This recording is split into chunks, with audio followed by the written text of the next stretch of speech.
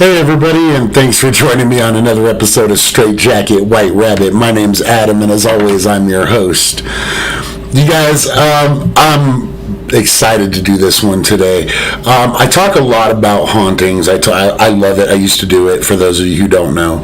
I love checking out the spirits and my surroundings in different places and going to abandoned places and just in general the act of looking for the afterlife. It's just always fascinated me. But one of the things I keep coming across, and I've talked about this a little bit very sparsely in my opinion, is the fact that people do the weirdest stuff and they don't pay attention to the signs around them when their family members, especially children, are experiencing something of supernatural origins. So without further ado, what I'm going to talk to you guys today about is the Foster family haunting. Okay, a case more specifically known from Western Kentucky. It's also been referred to as the case of the demon child. For those of you who have not heard this, buckle up because it's a good one. So, Jan and her husband Dan Foster and their son Cody Foster had recently purchased a home in Western Kentucky in a rural area. And the thing is they didn't just buy this home and move in and everything was, golden for years and then something happened. This was a gradual process, and I want to explain exactly how this happened according to the family. By all accounts, everyone who knew this family said they were perfectly normal. The mother and father were hardworking, good professional worker people. They both had nice professional jobs. They were both very family oriented. They took great care of their kid.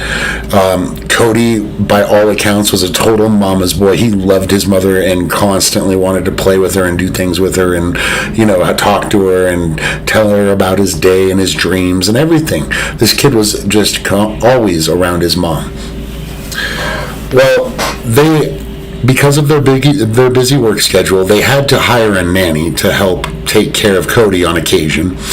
And Cody liked his nanny, and they didn't really have any issues until the incidents started to occur.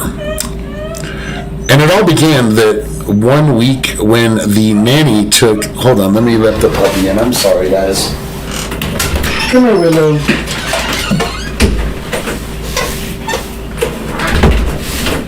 Sorry about that, guys. Didn't mean to break the illusion. I broke the illusion of this. But, anyways, Cody's nanny took him to the park, and when she took him to the park, he was just doing his normal thing. He was playing and doing whatever. But what changed was the nanny lost sight of him for just a second as he was on a swing set. And when she lost sight of whenever she lost sight of Cody, she got worried. She stood up and she's frantically looking around, and then she sees him behind some of the playground equipment. He had gotten off the swing apparently, and he was playing in the dirt. But what was odd is it looked like he was talking to somebody. She looked up and got a little bit closer. She just stood up, took a few short steps closer, and she couldn't make out any specific conversation, but she specifically heard him talking to people. Thank you. So she shrugged it off as maybe he had an imaginary friend, and nothing else came of it. She took him home. Over the next few days, his mother noticed that he had started talking to someone else as if they were in the house, like with him, like specifically in his room with him. And come here, Willow, come here. Sorry guys, once again, come here baby. She's whining, she wants attention. Come here. Come here. Come say hi. You can sit on my lap. Okay, so anyways, the mother notices that her son is getting very, very, like, into this whole imaginary friend thing. He's constantly playing with someone, he's constantly talking to this kid, but when she comes in the rooms, the conversations always stop.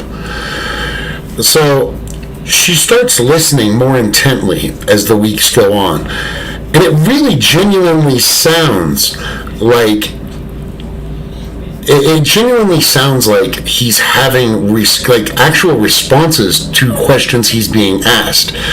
He's not just normally doing, the imaginary friend thing. He's in detail talking to someone. And as the weeks go on, his attitude starts to get withdrawn from his family, you guys. He starts being very distant. What is it? Do you need to go potty? Do you need to go potty? You guys, I apologize. Let me have my son take her to the bathroom, and I will be right back momentarily in 2 seconds.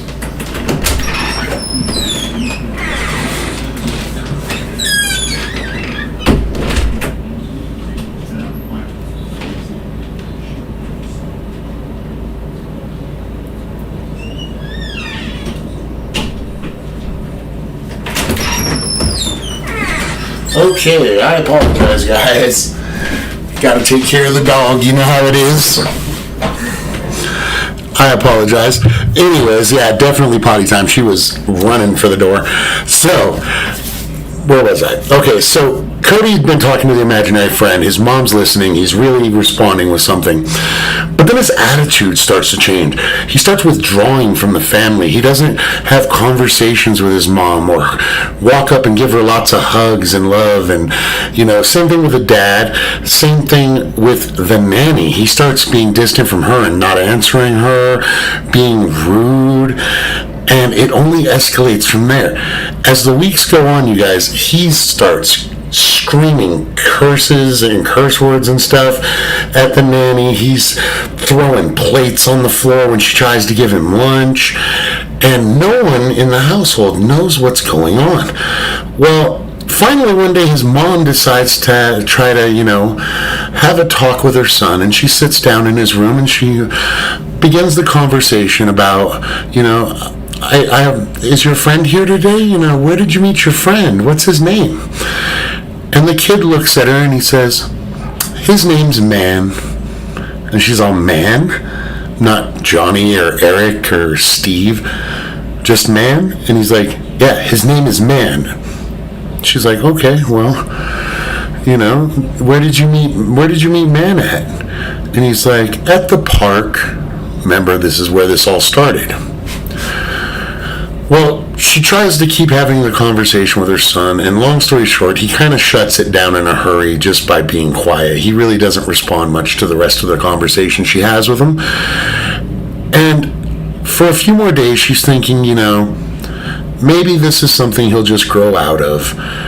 Until she comes home from work one day, and her nanny walks up to her and tells her, you know what, I've had enough. I can't take it anymore.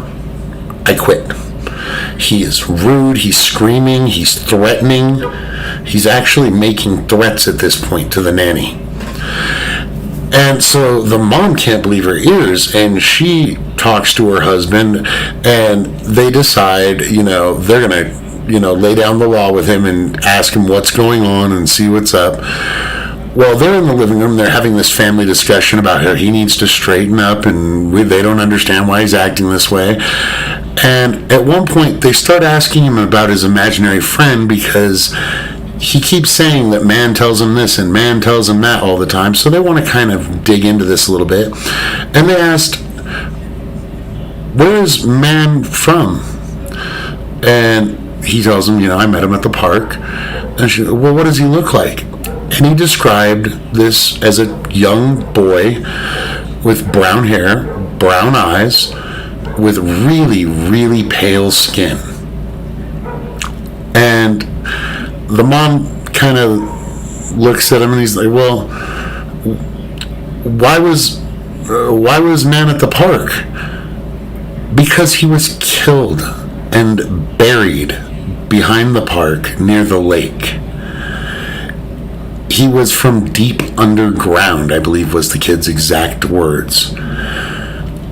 And they're like, what do you mean? And he says, a mean man took man and did horrible things to him and then buried him behind the park. The parents at this point look at him and, is man dead? Are you saying man's dead? And he's like, yes, man's dead.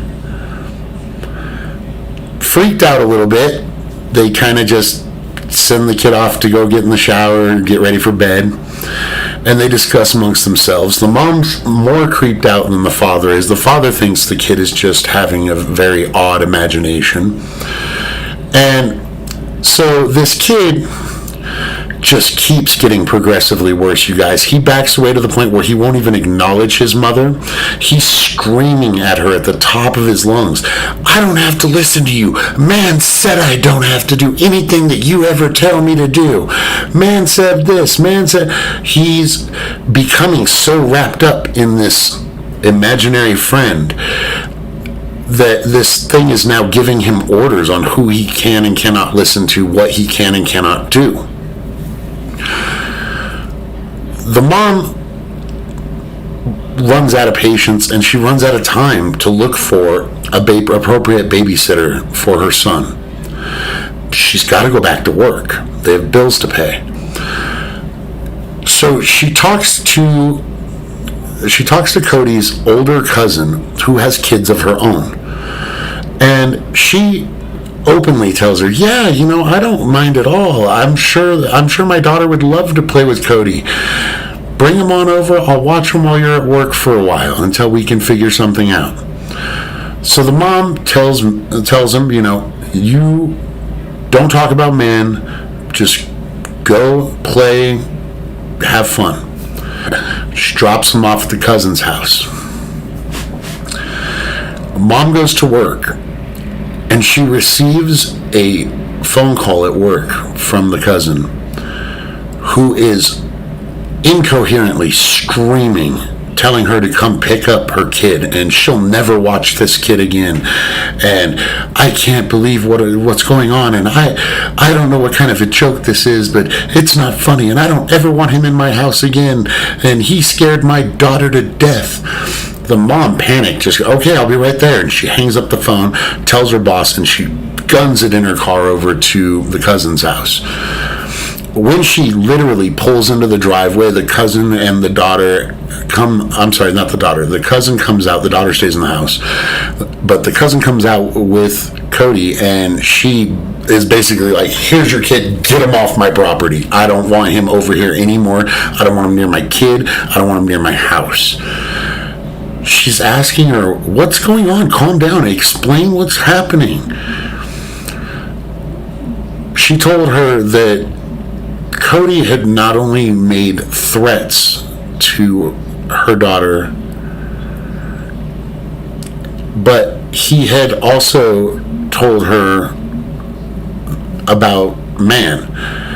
And the mother at one point, who's the cousin, the mother of the girl, she had walked into a room where her daughter stood petrified, tears streaming down her face, and Cody was standing behind her, while in front of her were toys that were psychically floating, whatever you want to call it, kinetically floating. His toys, multiple of them, it was like 6 to 8 toys, were floating in front of her daughter, who had Cody standing behind her. As soon as she comes in the door, everything drops to the ground. Cody was talking in a really deep voice that was very creepy, and the daughter didn't like it. She didn't want to play with him anymore. The cousin was freaked out, so she called the mom. Now, the mom takes Cody home, and at this point, she just doesn't know what to do. She's kind of at a loss. And she's looking into this, and she's looking to figure out what in the heck is going on in her household at this point. She's starting to get scared. A few days pass, and she hears Cody in his room, only it's not Cody. This deep, guttural words, I'm going to say, because it's the best that I can say, were coming out of her son's mouth in somebody else's voice. And she couldn't make out what it said, but she remembered a few of the words that were said. Some people speculate that it was a dead language or even Enochian. I don't know for sure, so I'm not going to speculate, but either way, he was not speaking English, and it was in someone else's voice. At this point, she does some research on the land, and she tries to find this kid who's been killed. She tries to find articles about any kids' bodies that were found near the park, but by where the lake is. She comes up empty-handed. She can't find anything. She doesn't understand who this kid is that died and was buried deep. So she starts looking into the background, and there's a lot of Native American lore about the area that they settled their house on, or that they bought this, where the house is located, basically. And she starts to wonder if this dark history of Native American lore on this land could have something to do with this. So she calls a shaman, you guys. And the shaman tells her, I want you to go through the house with sage. I want you to smoke the rooms from one side to the other with clear intent, asking this child spirit to leave your home.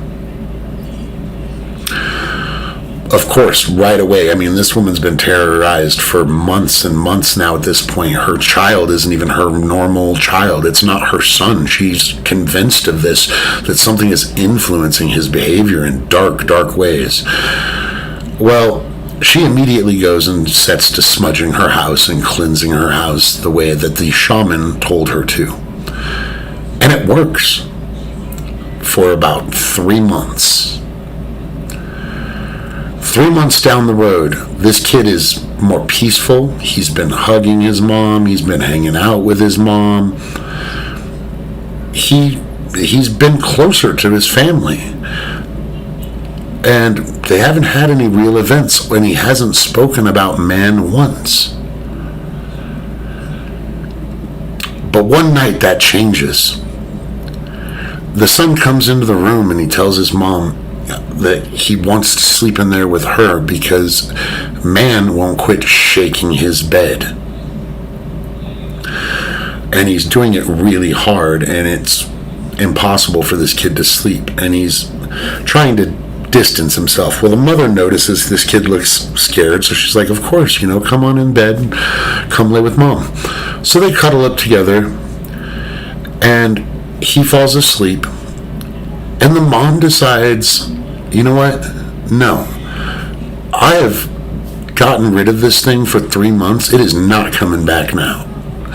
So she wants to go check out her son's room. Her son's asleep. She leaves him on the bed with the father, and she slips out of bed and goes down the room to Cody's room. Now, she gets to Cody's room, and she goes inside, and she's sitting there looking around, and she still doesn't see anything. They haven't seen anything. They've heard him being weird. They've seen him talking to something, but they have not actually seen anything with their own eyes, them being the parents. And she decides, you know what? I want to experience what he experiences, so I'm going to just lay in here tonight. So she lays out on Cody's bed, and she sits there. And just as she's been there for over an hour at least, she sits there, and just as she had sat there and almost given up and gone back to bed, all of a sudden she sees something. And it's coming out of his closet. It's a black shape.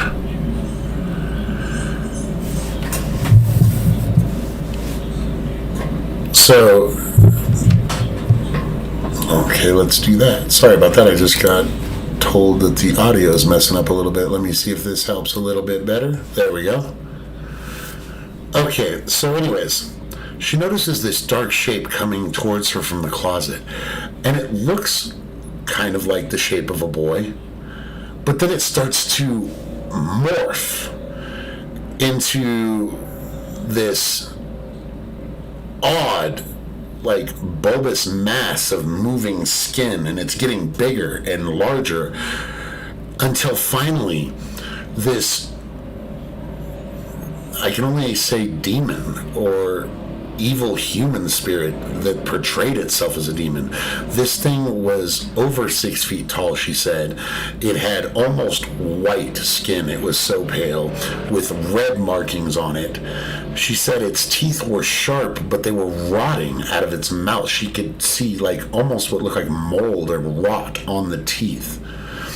This thing springs at her, pinning her to the bed and literally choking her. The only thing she could think to do was start praying in her head and fighting back with all her might, trying to get up. And she finally manages to, and she goes screaming to the room, collects her family, goes outside, gets out of the house. She calls the shaman back and she tells him, look, it worked for a few months, but I saw this thing now. And the shaman's like, you saw it? She's like, yes, I saw a man, and it is not a boy. She describes man to the shaman, and the shaman tells her, well, that explains why this didn't work as well as we had hoped, because you were using this towards the intention of asking a little boy, a child, to leave your home. A dead spirit of a child, grant you, but a child nonetheless. This is much darker and much more sinister of a situation. He tells her the steps are about the same, but this time it needs to be more aggressively said, more aggressively done, and more conviction behind what you say. And this time you need to specifically ask this entity known as man to leave. Do not reference it as a child. Do not call it a boy. Do not call it a kid. Be forceful with your words. Smudge, do the sage, and this should work. The mother's terrified, and she goes off the phone and she gets her smudging equipment, and she's walking through this house while her husband's out with her son. I believe they took him to a movie or something, but she's walking through the house, smudging the house, and she's banishing this thing from her yard using, I believe, I'm not 100%, but I do believe that she was using tar water. I may be incorrect about that part, but she seals off the outer part of her yard, the property, and smudges the inside of her house. Well, while she's smudging one of the last rooms, this thing, this mist form that was man, came charging at her as the house is fully cleansed at this point. She does the last little area.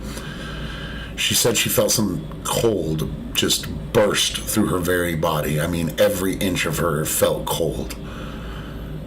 But then as soon as she finished that room, the second she finished it, she felt nothing. It felt as if the home did when they first moved in. The fear was gone. The entity seemed to be gone. And when Cody returned, he was still a little nervous for a day or two, but no instances with man. He didn't see man when his mother asked him. He told her, no, I haven't seen him. And man disappeared. He basically went away. And as far as I know, he was never seen again. Now, that right there, real quick, you guys, brings me to another point of this live, which is, why do people with children in these specific instances of hauntings not listen to their children more often? I mean, I understand children have good imaginations, and then besides that as an excuse, I don't understand what it is. Thank you, bro.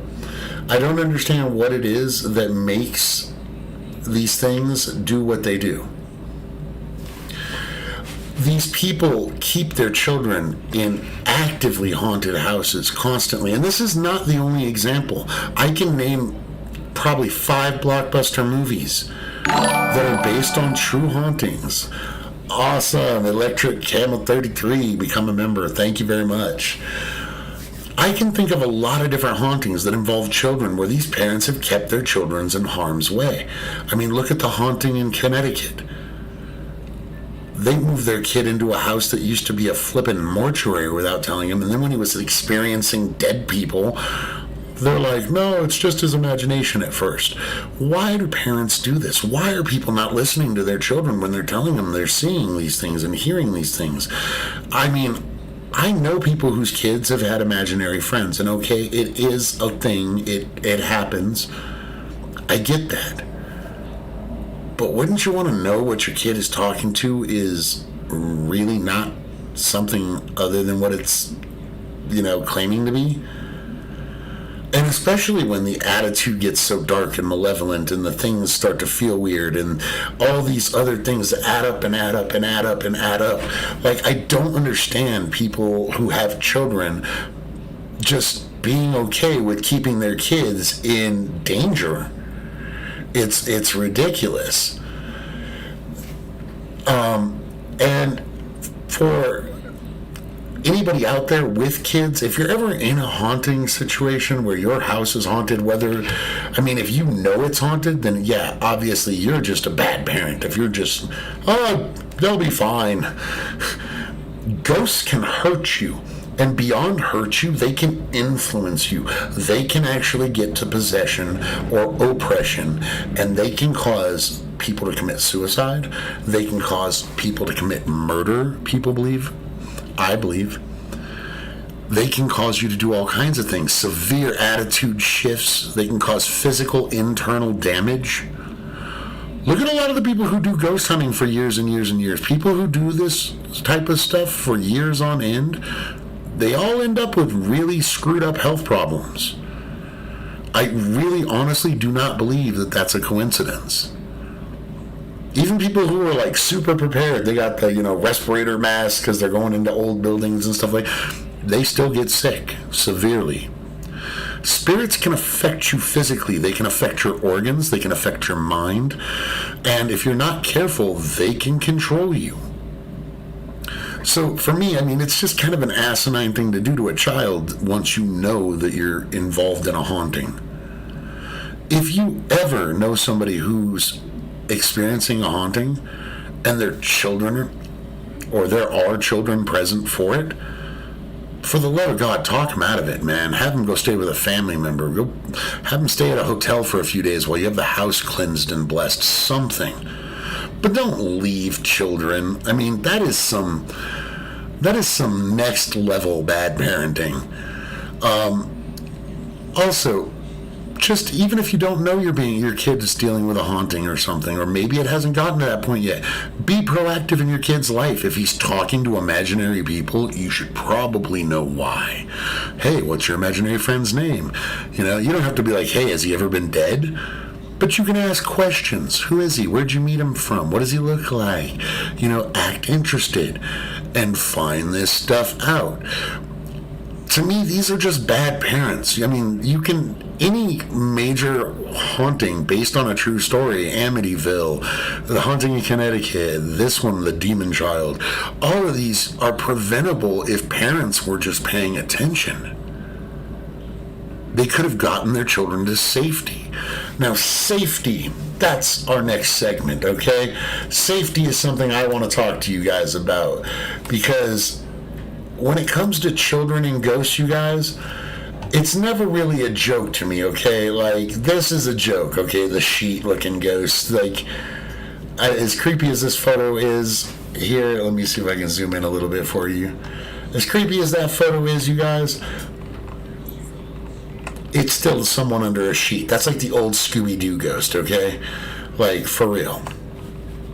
But when you start with the telekinesis, books flying and stuff like that, like this kid had, Cody, or you start having your child describe nasty looking things like this, or worse yet, you see them, for the love of good God Almighty, take your children out of that situation before something happens to them that you're going to regret. Pay attention to your children in general. I've said this before. They're like freaking cats and dogs, okay? They are more in tuned and more aligned to be able to see the spirit world. Every culture throughout history does not debate this, okay? It is a fact. Children see ghosts and they feel ghosts better than we do. Unless you're a very good psychic or sensitive. Okay, this right here that I have up on my screen, you guys, this is what we call tar water. This is probably one of my favorite things to use to cleanse.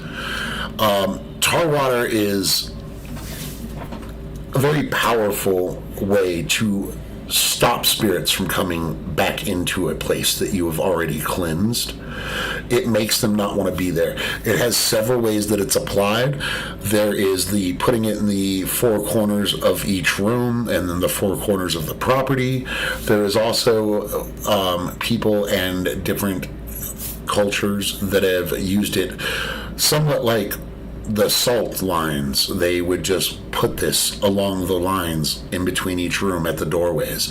So at the doorways, at the windows, things like this, to create this barrier for dark energy. Next up, you guys, we gotta zoom out on that one. This stuff right here on the windowsill, this is black salt, you guys. Black salt, I don't know the science behind it, but it flipping works. Black salt lines work almost 100 times better than white salt lines. I have no idea why that is, to be honest with you. I really don't. But something about it works. You use this like you would any other typical salt line. You lay them down at doorways, entrances, property lines, things like that. Works gangbusters. I know people who physically used it, and it has completely nullified the negative energies in their house. Now, a lot of people believe that because any crystal form absorbs dark energy or can absorb dark energy, and some better than others, that this is why this works. However, this next one, albeit a popular item to get rid of negative energy in people's homes, I absolutely do not recommend this. I think it is a horrible, horrible idea waiting to go wrong. This, you guys, right here is black obsidian. It's volcanic glass, for those of you who don't know what that is. Now, volcanic glass, you guys, while always forever it's been noted as a powerful thing to absorb negative energy. Shamans used to use it. Lots of people have used it throughout history to disperse. They call it disperse, but it's really not. If you read the texts in the original tribes and the old way of doing things, it's used to collect negative energy. And that's something I got a problem with, because a lot of crystals store energy, you guys. It doesn't just disperse it, it stores it. The salt lines, when you lay down the black salt, you're meant, and for those of you who don't know, you don't leave those down forever. They're meant to be laid down for a few days to a week, maybe 2 weeks like at the most. But then you sweep them up and you get rid of the salt off of your property.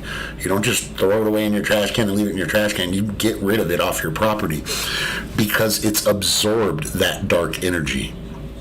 Same thing with these go, but people use these as big collective pieces in their house.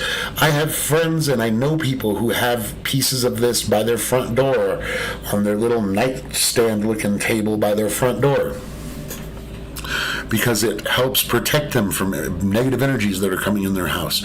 But you're storing it in your house, and the problem is there's many stories about these rocks being broken or chipped or things like that, and negative energy being released. Also, there are stories about these types of crystals and rocks that absorb these energies and emotions, just randomly letting them out.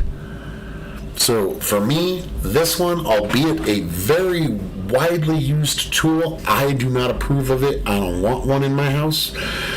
They look like this, or they also come in very smooth little like stones that people have polished. You can find them in any shape and size, really, but I just don't recommend volcanic glass. Okay, next up, I want to talk to you about Palo Santo. It is an African wood.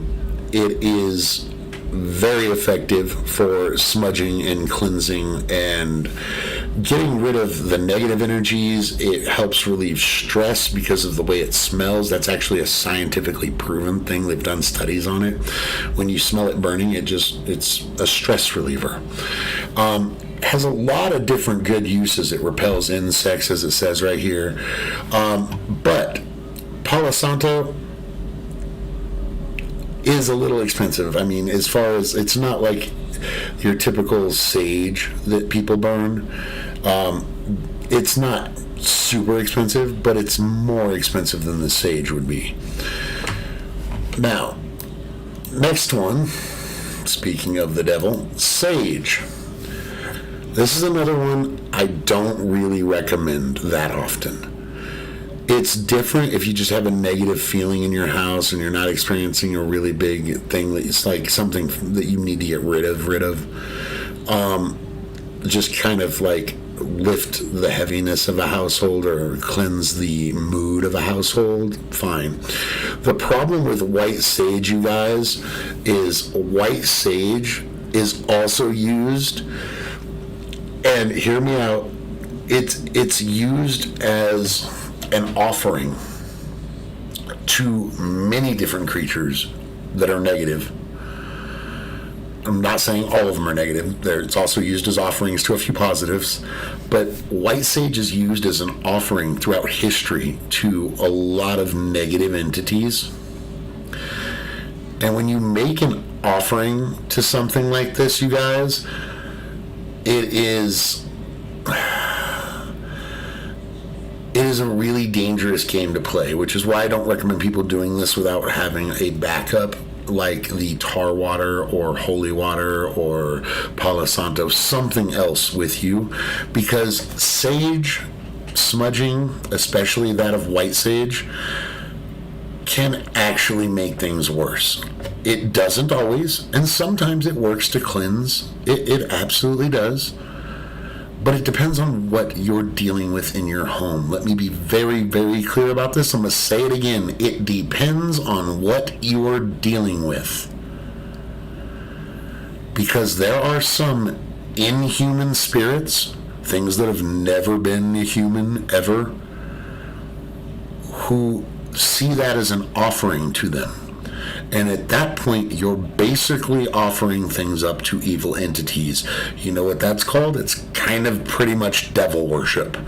It gives them permission. They get more, I'm not going to say power, they get more they get more of a foothold when you do things like that. So you can actually make a situation far worse by using white sage and stuff like this and smudging with it than you could be making it better. So be very careful of this, okay? Here we go.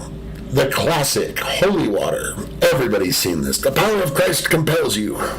You know, everybody's seen it. Fairly simple. You sprinkle it around your house. You can actually add it into, and I know this is crazy, you can add it to mop water. It works. I've had priests tell me this.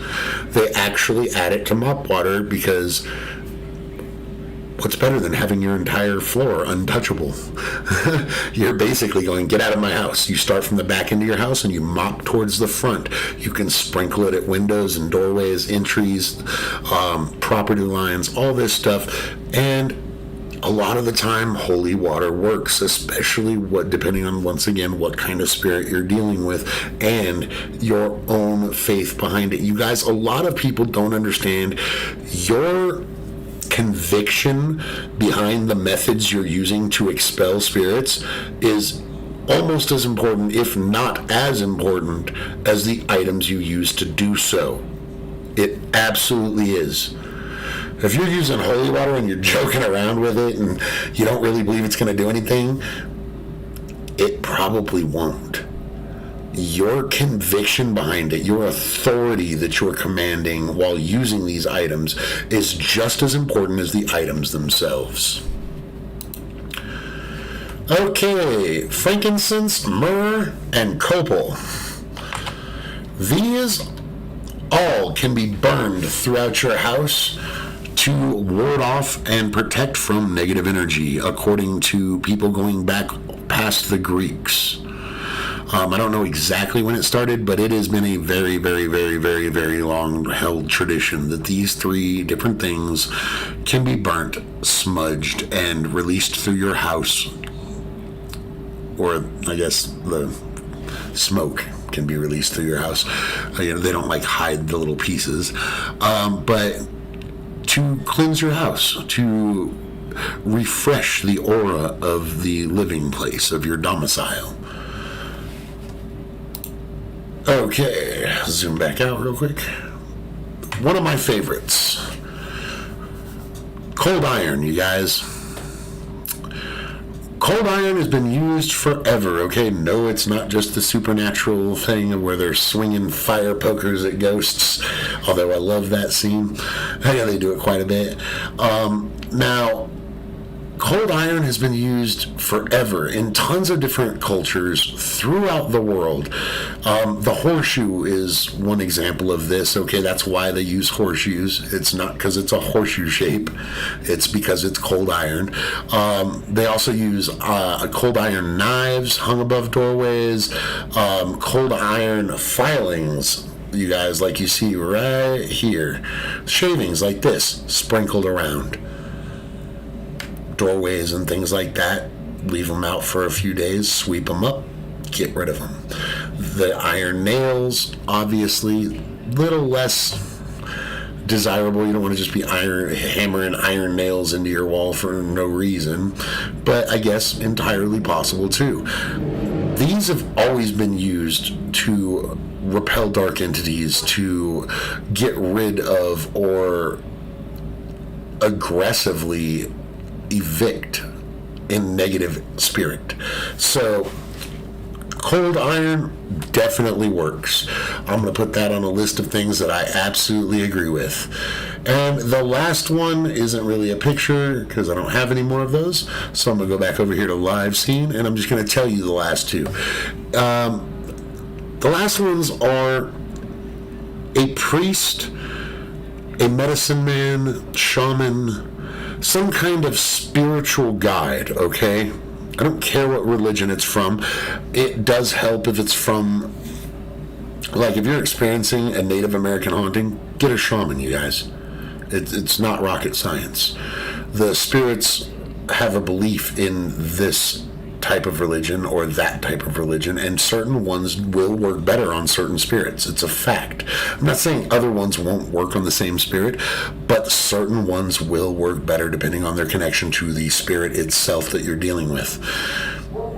Indian shamans, priests, rabbis, whatever it is, this is the extreme, okay? These are the people. If you have to call in these people to come to your house specifically because all these other methods have not worked, you're dealing with something really nasty. And at that point, I'm going to tell you, you absolutely need help.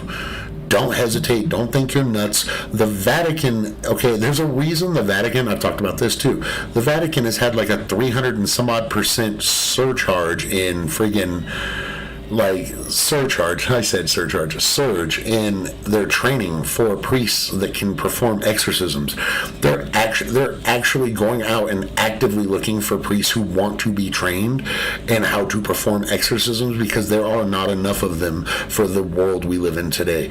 Demonic activity, whatever you want to call it, dark entities, they're multiplying, they're getting more powerful, they're getting more brazen, and they are attacking humans more and more and more and more. This has been a trend for over almost 20 years now, you guys, and it's not gone down, it's gone up every single year. The amount of dark hauntings is skyrocketed from even 40 years ago. If you need to call in one of these people, call them in. There's a reason they are trained for this. They're not going to laugh at you. They're not going to make fun of you. They're not going to be, oh. Now, some of them do require you to show proof. The Catholic Church has actually eased up on that. A lot of you don't or may not know this. The Catholic Church used to require a lot of proof before they would send a priest out for an exorcism, okay? They were not just staying, they weren't just going to every other household that was claiming to be haunted and performing exorcisms. It never happened that way in the past. They had people who would come out and talk to you. They would want photographic evidence, testimonials, audio evidence, histories on the house, histories on the people, family medical histories in case you're just seeing things. The Catholic Church used to go very in depth before they would approve an exorcism. They don't do that anymore. There's a reason they don't do that anymore, because they can't afford to waste the time. There are too many of these things that are real out there now that are taking place, and they need you and me to be able to call them and be like, hey, we need a priest to come out here. Okay, sure, we're coming out. Not 4, 5, 6, 8 months to a year later coming out. They need people to be able to come out now, which is why they're kicking their training of this into overdrive with the priests in the Catholic religion. And it is not just the Catholics. People are all Catholic. Rabbis are being trained to do the same thing, fight dark forces that are starting to appear on our planet. They are being trained en masse by other people in that religion. This is not a one religion thing. This is everybody is noticing an uptick, okay? Tribes who don't have a modern, evangelical Christians or Jewish people, or they're the more fringe religions. Even they're noticing the amount of these things, the amount of these instances are picking up dramatically. So, I've given you a list of things you can use, you guys. I want you to stay safe. If you have or know someone who has kids and you're experiencing a haunting, you guys, think about the children first, okay? Get them to a safe place. Get them protected. Do what you have to do. Tell your friends the same thing. If you have a friend that's telling you about this type of stuff because they're too scared to talk to other people, or they're too nervous, or they don't want to be thought that they're crazy, tell people. Get the word out there, man. These are ways you can fight this stuff. And like I said, make sure in your heart, make sure in your head, you're resolute about the task when you go about trying to banish these energies from wherever it is you are at. You have to mean and say these things with conviction. You have to be able to be like, get out of my house. You have no power here. I don't want you in here anymore. You are not allowed to interact with us anymore. You have to mean this stuff and say it with some aggression and some assertiveness. So, from my family to all of your families, stay safe. Use whatever protection you might need. Open up. There's my brother swatting me on live. And you guys have a good weekend. Stay safe out there. This has been Straight Jacket White Rabbit, signing off.